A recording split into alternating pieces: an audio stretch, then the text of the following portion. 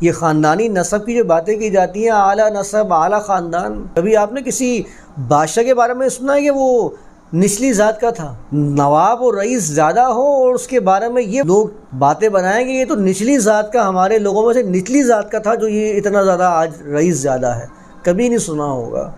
یہ جتنے زیادہ پیسے والے، جتنے بادشاہت کا سسٹم ہے، وہ سب کے سب ایسے ہوں گے جو اونچے اور اعلیٰ نسب کی شمار کیے جاتے ہوں گے۔ کبھی نہیں سنا ہوگا کہ کوئی بادشاہ اس کی ذات وہ ہو جو لوگوں میں رذیل اور نیچ سمجھی جاتی ہو۔ وجہ کیا ہے کہ یہ ذات پات کی تفریق کرنے والے ہیں ہی یہ طاقتور طبقہ۔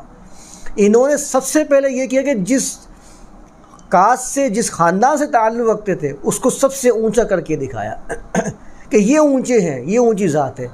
پیسہ تو آپ کو ویسے ہی اونچا لے کے جانا شروع کر دیتا ہے۔ میں نے ایک دفعہ کیا کہا تھا کہ آپ کے اوپر کسی کی ذمہ داری آتی ہے تو وہ خود ہی ادنا ہو جاتا ہے، آپ اعلیٰ بن جاتے ہو۔